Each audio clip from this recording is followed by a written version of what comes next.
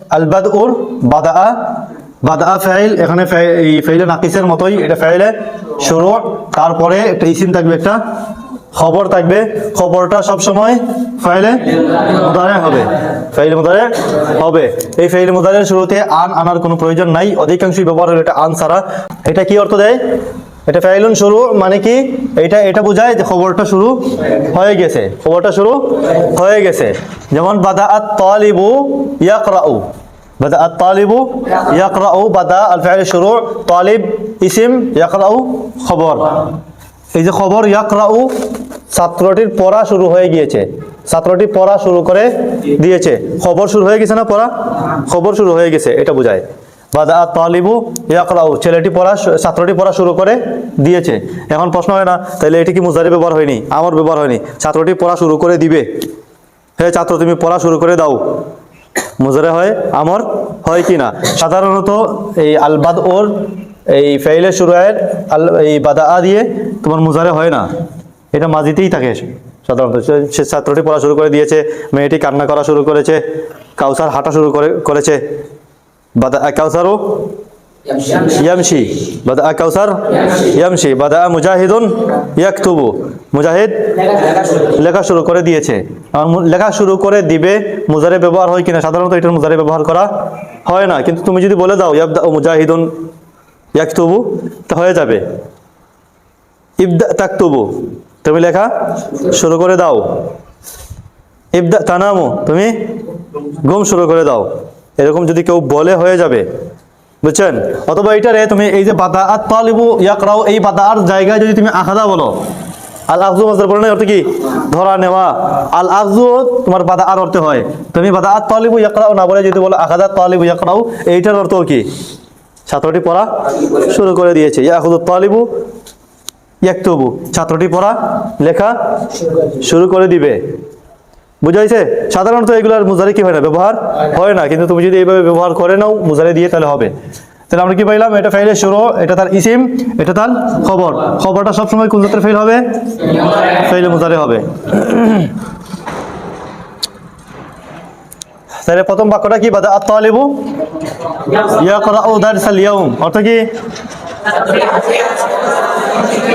ছাত্রটি আজকের দার্স পড়া শুরু করে দিয়েছে। পরে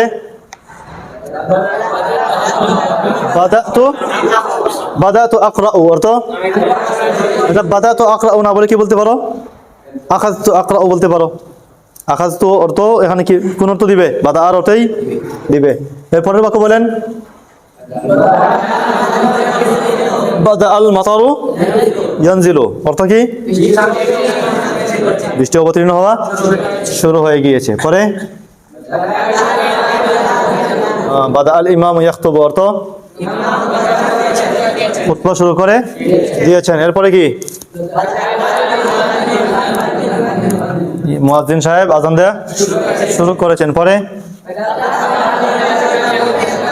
শিশুটি কথা বলা শুরু করেছে। পরে ইয়াবদাউল খাতিবু, যদি তুমি মুজারে বলতে চাও, এটা লেখছি এই কারণে, সাধারণত এটার মুজারে ব্যবহার হয় না। যদি তুমি বানাইতে চাও এইভাবে যে এই খতিব সাহেব এখন খুতবা দেওয়া শুরু করবেন, হ্যাঁ, তাহলে বলতে পারো ইয়াবদাউল খাতিবু ইয়াতাহাদ্দাসুল আনা, খতিব এখন আলোচনা শুরু করবেন, বলতে পারো এইভাবে।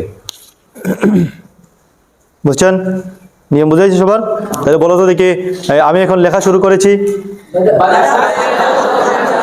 বাদাতু আকতুবুল আনা। আবিদুল হক কান্না করা শুরু করেছে। বেনিয়ামিন খাওয়া আরম্ভ করেছে। বাদা বেনিয়ামিনু ইয়াকুলু, আমার ছোট ভাই হাসা শুরু করেছে।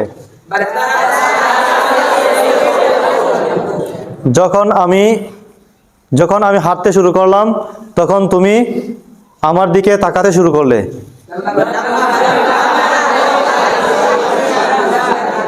লাম্মা বাদাতু আমশি বাদাতা তানজুরু ইলাইয়া, বুঝাইছে? যখন তুমি ঘুমাতে শুরু করলে, তখন শিশুরা আওয়াজ উঁচু করে কথা বলতে শুরু করলো। দেখেন এখানে বাদাও আছে, লাম্মা ইনদামার নিয়মও আছে, আবার হালেও আছে। এরকম বাক্য বানাইতে হবে। এক একটা বাক্যের মধ্যে 2টা 3টা নিয়ম ব্যবহার করে তামরিন করতে হবে। এরকম কি তামরিন হয়? হ্যাঁ, না শুধু শর্ট সংকীর্ণ বাক্য হয়? লম্বা লম্বা করে করতে হবে। তাহলে আমি বলছি কি, যখন তুমি ঘুমাতে শুরু করলে, লাম্মা বাদাতা তানামু, তখন শিশুরা আওয়াজ উঁচু করে কথা বলতে শুরু করলো।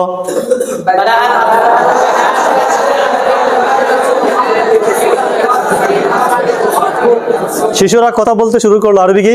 বাদা আল আতফালু ইয়াতাকাল্লামুনা। এখন হাল বলো, আওয়াজ উঁচু করে। রাফিআন কেন হবে? আতফাল রাফিউনা নাকি রাফিইনা? রাফিইনা কেন? হাল মনসুব, মনসুবের জায়গায় রাফিউনা হয় না, রাফিইনা হয়। রাফিইনা আসওয়াতহুম, বাদা আল আতফালু ইয়াতাকাল্লামুনা রাফিইনা আসওয়াতহুম। বুঝাইছি সবার?